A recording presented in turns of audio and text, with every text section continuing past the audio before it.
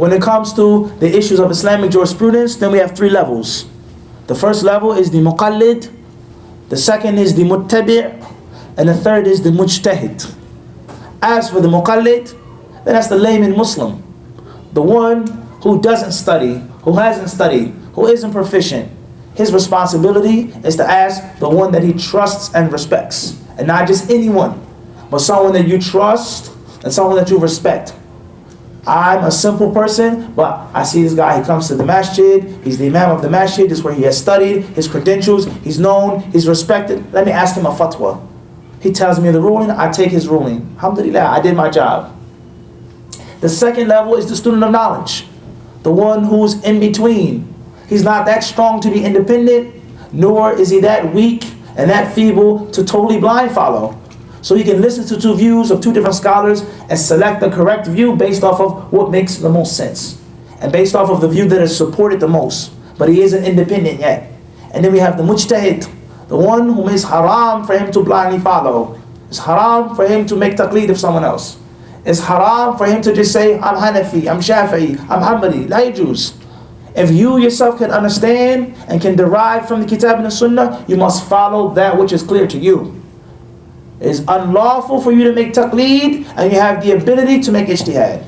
Rather, it is unlawful for the middleman, the second level, the talib, the muttabi', to make taqleed when he knows it's wrong. Right, Jews? Because now you're following your desires, and Allah subhanahu wa ta'ala only commanded us to follow what He has sent down. اتَّبِعُوا مَا أُنزِلَ إِلَيْكُم مِّن رَبِّكُمْ وَلَا تَتَّبِعُوا مِن دُونِهِ أَوْلِيَاءَ. Allah commanded us to follow what has been revealed. And the view of Fulan is not wahi. The opinion of Fulan, of this one and that one, is not divine revelation. Divine revelation is in two things, and two things only: Kitab and Sunnah. Ijma' goes back to the Kitab and Sunnah.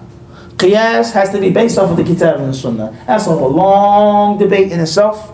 What is important for us to understand, there are rulings and there are etiquettes of seeking a fatwa.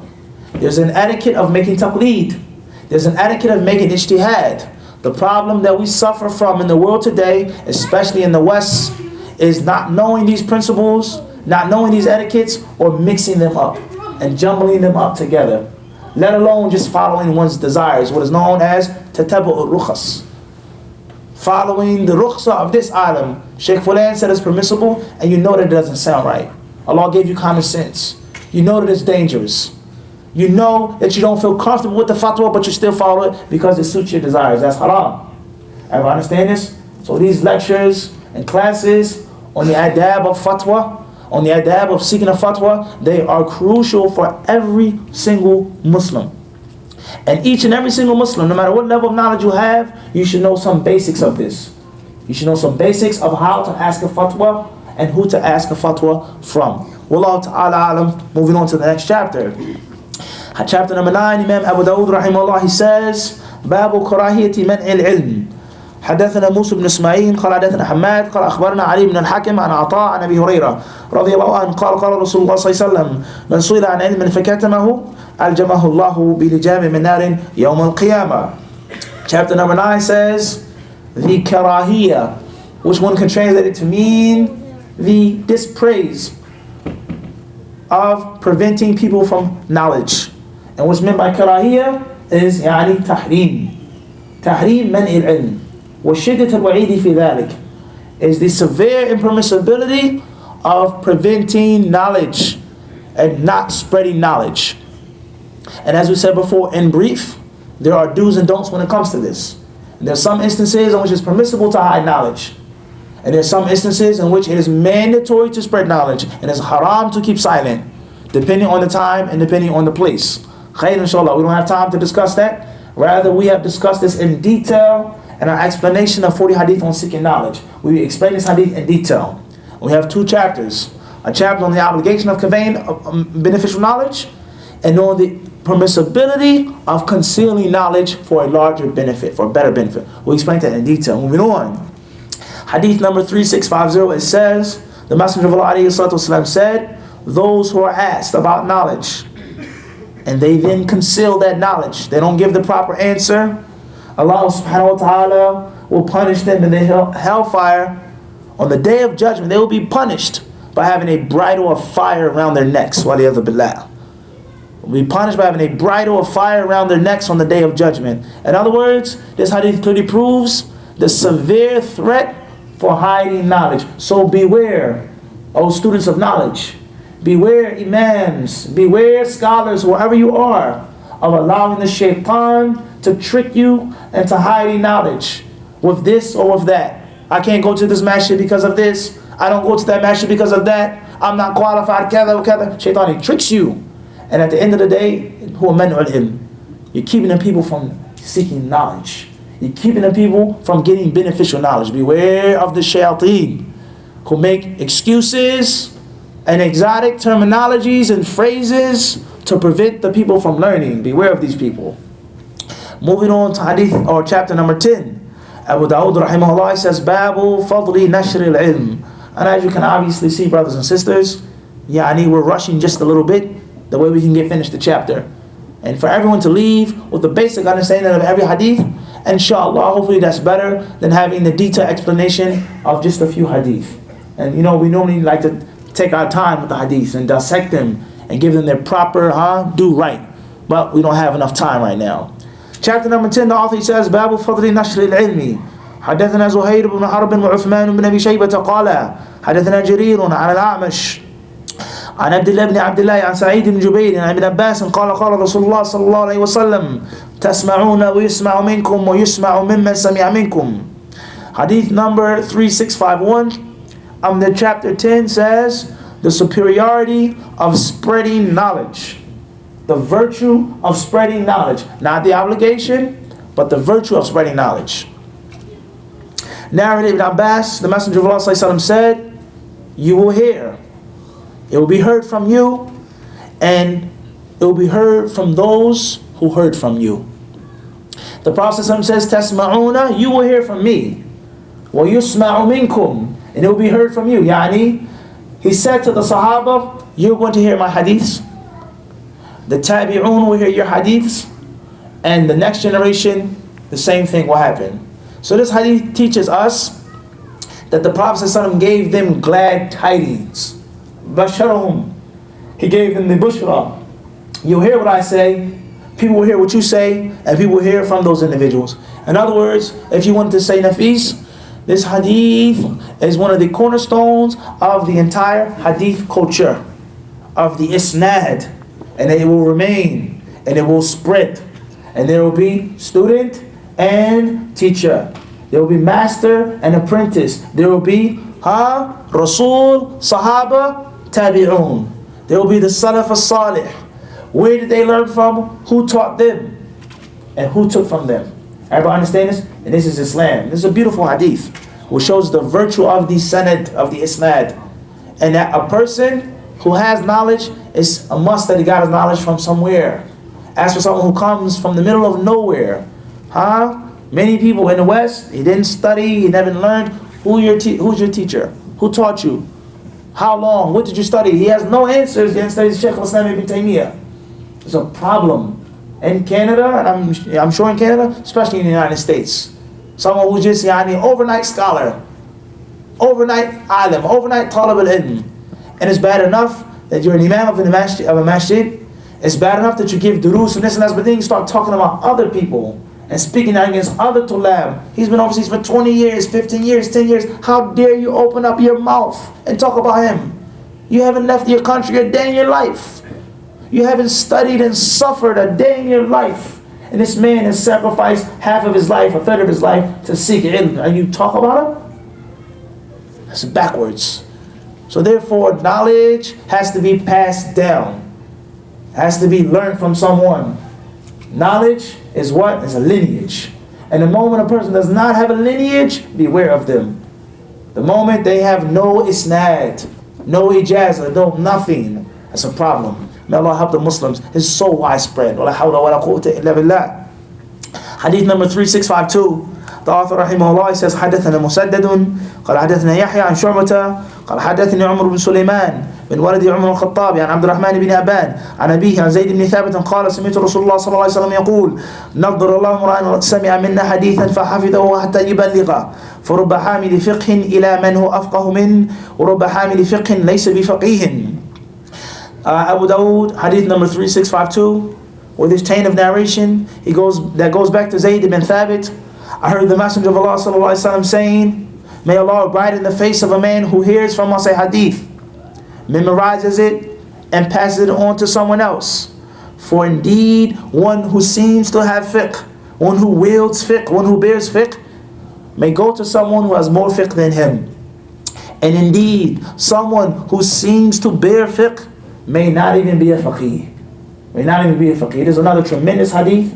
The highlighting point is the Prophet ﷺ made dua, and according to some scholars, he informed the Muslims that Allah will illuminate the man who hears the hadith, who memorizes the hadith, and then he does what? يُبَلِّغَهُ, he passes it on to others. So the highlighting point is that Abu Dawud says, فَضْلُ نَشْرِ الْعِلْمِ, the excellence of spreading knowledge, and that's derived from the fact that the Prophet says that he will have nudrah. And we all know that Allah speaks about this in the Quran. Allah says what? Surah Al-Mutaffifin. What does Allah say about Nadrat ish? Nadrat al-Na'im. Allah speaks about this bliss and this happiness and this brightness will be in the face of the disciple of Hadith. If there was no other virtue for learning the Prophet's Sunnah besides this, that will be enough. That the Prophet prayed for you, or he actually informed you and he told you that it's going to happen. Everybody understand this? Khayr inshallah. The rest of the hadith says, because someone who actually has fiqh, who has knowledge, he may pass on something to someone who has more knowledge. Rather, there are some people who claim to have ilm and they have no what? No ilm at all. وَلَا حَوْلَ وَلَا قُوةَ إِلَّا بِاللَّهِ. Hadith number 3653. The author rahimahullah says, حدثنا سعيد المنصور قال حدثنا عبد العزيز بن أبي حازم عن أبيه عن سهل يعني بن سعد عن النبي صلى الله عليه وسلم أنه قال والله لأن يهدى بك أو لأن يهدى بهداك رجل واحد خير لك من حمر النعم. Hadith number 3653. Sahal ibn Sa'ad radiallahu anhu narrated that the Prophet sallallahu alaihi wasallam said, Wallahi, for one man to be guided through your efforts is better than the most fine camels. Is better than the most expensive camels. We know that the well-known narration of this hadith is reported by Ibn Abbas in Bukhari and Muslim. This version is reported by Sahal ibn Sa'ad al-Sa'idi radiallahu anhu. The Prophet sallallahu alaihi wasallam, he swears by Allah that for one man to receive guidance through you is better than anything that is material and tangible in the dunya. Allahu Akbar. The virtue of spreading knowledge. So just imagine if you guided an entire community, an entire family, an entire country, just imagine how much hasanat you would have. And if there was no virtue for learning and teaching except that people will pray for you, make dua for you, that's it. Only Allah knows who's going to accept those people's dua. When you make hajj and you see thousands and millions of Muslims, and many of them are confused, ignorant, they're in jams, what to do? I can't make tawaf, I didn't make rami, this, that, so on and so forth. I got lost from my group. And one alim, one talib al-ilm, he gives them a simple, basic fatwa. What do? They pray for him, make dua for him. Some of them break down and cry. This is a reality. Because that simple knowledge that you spread changed his entire life. And it made a difference between his hajj being false and invalid and his hajj being valid and inshallah accepted. So, tulab al-ilm. Do we understand these words? How can you allow shaitan to trick you from not teaching the deen and not teaching the sunnah because of this and because of that? The Prophet ﷺ says, one man. How can you go to this masjid? Don't go to this center. They're deviants. They're this, they're that. One man from among them to be guided. That's better than all of the dunya, the most expensive camels. What did Abdullah ibn Abbas radiallahu do? When he went to the Khawarij and he debated with them, he sat down with them and he spoke with them and he talked with them. They put forth their doubts, the proofs, the evidences, quote unquote, what they were saying about Uthman, and Ibn Abbas, he refuted every doubt that they had with the dalil, with logic, with common sense. And a good portion of the Khawarij repented and they left off that bid'ah and it came back to the way of the companions. So yeah, the whole concept of guidance is only from Allah subhanahu wa ta'ala. So just think about this, brothers and sisters. You spread one hadith to a person, one fatwa, one class, one khutbah. Only Allah knows how many lives you have an effect upon, how many people will pray for you. So just ponder on this, brothers. We shouldn't be stingy with our ilm. The next chapter, Abu Dawud rahimahullah, he says, باب الحديث عن بني إسرائيل. حدثنا أبو بكر بن شيبة قال حدثنا علي بن مسهل عن محمد بن عمرو عن أبي سلمة عن أبي هريرة رضي الله عنه قال قال رسول الله صلى الله عليه وسلم حدثوا عن بني إسرائيل ولا حرج. حدثنا محمد بن المثنى قال حدثنا معاذ قال حدثني أبي عن قتادة عن أبي حسان عن عبد الله بن عمرو قال كان النبي الله صلى الله عليه وسلم يحدثنا عن بني إسرائيل حتى يصبح ما يقوم إلا إلى عظم صلاة. Chapter 11 says, telling hadith, telling stories from the people of Israel. In other words, it's very similar to a previous chapter, Riwayah an Ahl Kitab, that we explained in detail. Abu Hurairah narrates that the Prophet ﷺ said, Hadithu an Bani Israel wala haraj. He says, narrate from the children of Israel, and there is no problem. And there's several interpretations with regards to la haraj. What's meant by no problem? Does it mean that it's permissible? Or does it mean that you shouldn't be amazed on what you hear and what you narrate from them? Or does it mean be careful and do not narrate lies from them? These are all different aqwal with regards to that part of the hadith. The highlighting point is the Prophet said, hadithu. He said, narrate from them. Khayr inshallah. Hadith number 3655 is very similar. That Abdullah ibn Amr ibn al-As radiyallahu anhu narrates that the Prophet ﷺ used to talk about Bani Israel for a very long time. And he would only get up to do what? To break for this salah. Chapter number 12. He says, باب في طلب العلم لغير الله تعالى.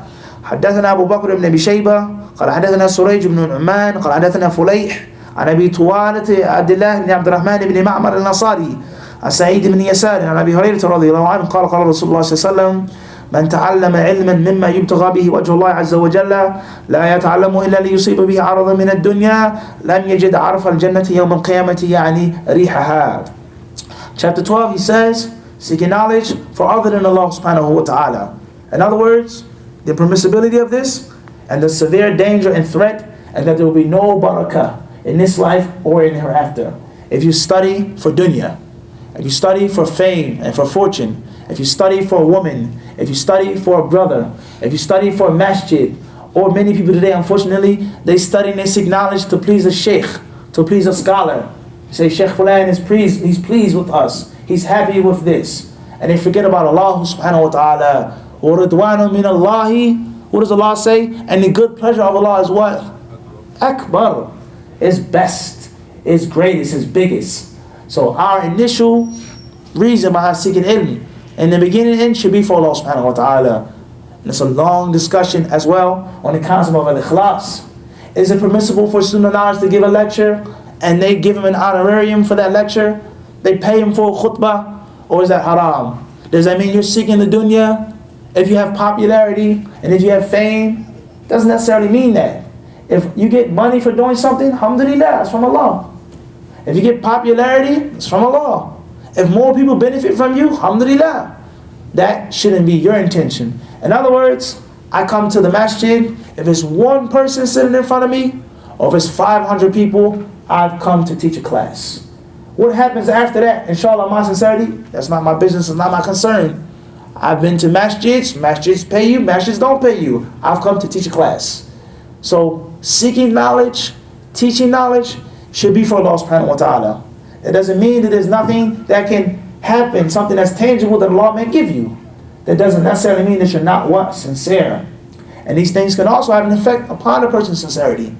When you start getting popular, start becoming famous, and having people who want to study with you, women who want to marry you, and this and that, and so on and so forth, you have to be careful. You have to be wary. And you always have to check your intention and make sure that you're seeking knowledge for Allah and studying and teaching knowledge for Allah subhanahu wa ta'ala. And one last thing, and that is, the shaitan also tricks people when it comes to ikhlas. And it gets them to leave off their responsibilities because they say, I fear for my ikhlas. I don't want to do this in public because I'm afraid I won't be sincere. I don't want to teach and spread the sunnah because I'm afraid I'll become too famous. I'll become too popular. This is all weak excuses. If that's the case, then don't pray in Salatul Jama'ah. Don't fast, don't give zakat, don't make hajj, don't make jihad. Would you go to the battlefield and say, I don't want to show off, I don't want to show my bravery because I fit? You have to do it. You have to have a responsibility. And at the same time, inshallah, you have the ikhlas. And if you want sincerity, Allah will keep you safe. And if you want popularity, if you want money and fame and fortune, then that's what you'll get. There lies no doubt. So hadith number 3656, Abu Hurairah radiallahu anhu reports that the Messenger of Allah sallallahu alaihi wasallam says, anyone who seeks knowledge, which should only be sought for the face of Allah, the Sublime and the Exalted, he seeks this knowledge to get a material piece of property or wealth, he will not smell, he will not enjoy the fragrance of paradise. He will not enjoy the fragrance of paradise. We explained this morning after Salat al-Fajr that these type of hadiths, there are more than one way of understanding them. And some of the ulama say this means that he won't what? Won't go to Jannah at all. And that is because if he goes to Jannah and he doesn't smell the fragrance, then that is a means of what? We explained this morning for an hour, ikhwan, for an hour. We talked the hadith of Abdullah ibn Umar about drinking khamr. It's something else. If he goes to paradise and he doesn't enjoy the smell of paradise, which the Prophet said can be enjoyed and experienced from such a far distance, that means he's going to do what? He's going to be sad and he's going to suffer. He sees other people enjoying the fragrance of paradise and he can't smell it. And there's no suffering in paradise. There's no sadness what? In paradise. Everybody understand this? Or the other scenario is that he doesn't know, he'll go to Jannah and he doesn't realize that Jannah has an aroma and a beautiful, pleasurable smell. And that makes this hadith what? Meaningless. We explained that this morning after Salat al-Fajr. Al-Muhim, this hadith clearly shows us the severe threat and the horrible, horrible danger of seeking knowledge for other than Allah. The last chapter in this kitab, he says, Babun fil qasas. Chapter 13 is telling stories. In other words, is it permissible or impermissible to tell stories? Who should tell stories and what type of stories are you allowed to tell? In simpler terms, we say what? Telling story or telling stories is a means of ta'leem, a means of teaching, a means of da'wah. If you give a khutbah, if you give a class, if you give a lecture, in most cases, you're going to mention a what? A story. As Allah tells us in the stories in the Quran Kareem, فَقَصُصِ الْقَصَصِ. Allah says, tell them the stories. Khair, inshallah. Is it permissible to tell stories? Or if it is permissible to tell stories, are you allowed to make your entire khutbah a story? Or your entire da'wah just stories. As many people do. Many people, they do this. Every time they give a speech, it's a story. Or the concept of laughter. Is it permissible to laugh in a class? Is it permissible to make a joke? That's one thing. And then every single class is a joke, is laughing. Whether it is some people have classes and lectures and they have what? They have an audience, they have applause signs. They do videos in which there's man-made applause. Things like, wallahi. We listened to the lecture the other day, huh? Every 5 seconds, he's speaking about the Prophet ﷺ, speaking about the Sahaba, speaking about the Quran. What's funny? This is evil. And there are many people who speak, waliyadhu billah, very ill of the Sahaba. And they don't speak directly ill of the Sahaba, but it's how they talk. Do you know what you're talking about? The best of the best. Nothing is funny. It's not a joke. The Sahaba, as the Prophet ﷺ said, if you gave all of Uhud in gold, مَا بَلَغَ مُدَّ أَحَدِهِمْ وَلَا نَصِيفًا. He says it wouldn't compare to a handful of grain. A handful of grain. Or half of a handful of grain. Or 2 or 1. Wouldn't compare. What the Sahaba did and how they sacrificed their lives for the deen. And you laugh and you make fun of them. It's disgusting. The Sahaba were human beings. You don't talk about what they did, a mistake or a flaw or something. You don't laugh. It's nothing funny. It's nothing to joke about. So it's very dangerous. The concept of joking and laughing, telling stories. The concept of giving da'wah and teaching upon jahl, just ignorance, no education, no science, no knowledge. Just talk, kalam fadhi. So widespread. May Allah help the Muslims. Hadith number 3657, he says here, حدثنا محمود بن خالد قال حدثنا أبو مسهر قال حدثنا عباد بن عباد الخواص عن يحيى ابن أبي عمرو السيباني عن عمرو بن عبد الله السيباني عن عوف بن مالك الأشعري قال سمعت رسول الله صلى الله عليه وسلم لا يقص إلا أمير أو مأمور أو مختار. Auf ibn Malik al-Ash'ari radiallahu anhu, he narrates that the Messenger of Allah sallallahu said, I heard the Messenger of Allah sallallahu no one should tell a story except for one of three men, except for one of three types of people: a leader, or someone that's been given permission by the leader, or someone who is mukhtal, yani someone who is conceited and arrogant, someone who's prideful. One of these three people, they're the only people that want to tell a story: the leader, the one ordered by the leader, or someone who has some type of what? Amazement of himself. This hadith means, there's several different interpretations. To keep things short and brief, we say that the one who's going to give the khutbah is either going to be one or two people: the Muslim ruler, or the one whom the Muslim ruler delegates to give the khutbah. And a third man is going to come and give the khutbah, someone who has no what? No permission to give the khutbah. No one allowed him to give the khutbah. No one told him to give any speech. And that proves that he's what? He sees himself worthy of something that the leader of the Muslims doesn't see. Everybody understand this hadith? So some of the ulama, they say this hadith is speaking about a khutbah. No one is to tell a story in a khutbah except for the leader, the imam, the one that the leader delegates. You give the khutbah today. Or someone that's going to jump up and rush forward and he sees himself to be what? Something that he really isn't. Or even if he is, he has no authority. So this is what this hadith means according to that interpretation. Another interpretation is what? Is that someone, he says, إِلَّا أَمِيرٌ أَوْ مَأْمُورٌ أَوْ مُخْتَالٌ. It says when it comes to teaching knowledge and spreading knowledge, is one of these three types of men. We know that it's permissible to tell stories in the sunnah, but a person should not make an abundance of that, in which his whole class is a story. His whole lecture is a story. And many times the story is baseless. It's a lie. It isn't authentic. And there's many things that are more important that can be told, what? Besides the story. And this is a very important Islamic concept when it comes to music. Is it permissible to listen to music or not? Is the difference of the ulama about listening to music or not? Or nasheeds, a nasheed. Can we listen to a nasheed? Are they haram? Are they makruh? So on and so forth. We say what? There's no time for you to listen to music. There's no time for you to give dawah through music. You don't have no time for these nasheed. There's no time. There's too many ayat, too many hadiths that we don't understand, that we don't even know about. There's no time. There's no room for it. Everybody understand this? And this is hikmah. Because you may come across someone who may debate that music is permissible. And fulan and this scholar and that scholar says it's permissible. Say, I don't have to debate with you on that. There's no time for that, ya akhi.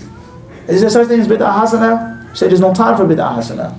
Fulan said it's bid'ah hasana. This imam, and you'll find imams who said this. We say there's no time for bid'ah hasana.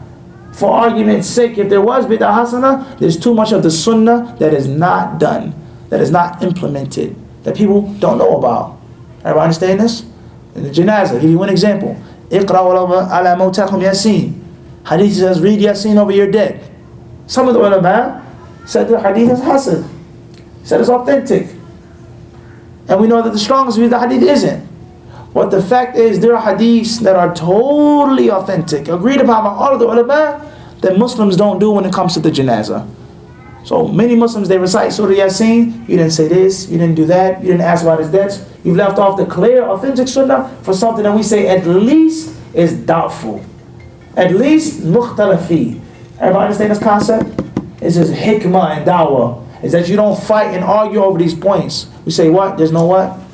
There's no time for it, for these things. Khair inshallah. Hadith number 3658. The author rahimahullah, he says, حدثنا مسدد قال حدثنا جعفر بن سليمان عن معلى بن زياد عن علاء بن بشير الوزني عن ابي الصديق الناجي عن ابي سعيد الخدري قال جلست في عصابة من ضعفاء المهاجرين ان بعضهم لا يستتر ببعض من العري وقال ان يقرأ علينا اذ جاء رسول الله صلى الله عليه وسلم فقام علينا فلما قال رسول الله صلى الله عليه وسلم سكت القارئ فسلم ثم قال ما كنتم تصنعون قلنا يا رسول الله كان قارئ لنا يقرأ علينا فكنا نستمع إلى كتاب الله عز وجل قال فقال رسول الله صلى الله عليه وسلم الحمد لله الذي جعل من أمتي من أمرت أن أصبر نفسي معهم قال فجلس رسول الله صلى الله عليه وسلم وسطنا ليعدل بنفسه فينا ثم قال بيده هكذا فتحلقوا وبرزت وجوههم له أو برزت وجوههم له قال فما رأيت رسول الله صلى الله عليه وسلم عرف فيهم أحدا غيري فقال رسول الله صلى الله عليه وسلم أبشروا يا معشر سعالك المهاجرين بالنور التام يوم القيامة تدخلون الجنة قبل أغنياء الناس بنصف يوم وذاك 500 سنة. حدثنا ابن المثنى قال حدثنا ابن عبد السلام يعني بن المطهر قال حدثنا موسى بن خلف العمي عن قتادة عن أنس بن مالك قال قال رسول الله صلى الله عليه وسلم لأن أقعد مع قوم يذكرون الله من صلاة الغداة حتى تطلع الشمس أحب إلي من أن أعتق 4 من ولدي إسماعيل ولن أقعد مع قوم يذكرون الله من صلاة العصر إلى أن تغرب الشمس أحب إلي من أن أعتق 4. حدثنا عثمان بن أبي شيبة قال حدثنا حفص بن غياث عن الأعرج بن إبراهيم عن عبيدة عن عبد الله قال لي رسول الله صلى الله عليه وسلم اقرأ علي سورة النساء قال قلت أقرأ عليك وعليك أنزل قال إني أحب أن أسمعه من غيري قال فقرأت عليه حتى إذا انتهيت إلى قوله فكيف إذا جئنا من كل أمة بشهيد الآية فرفعت رأسي فإذا عيناه تهملان آخر كتاب العلم. Please read the translation so we can stop inshallah. تفضل.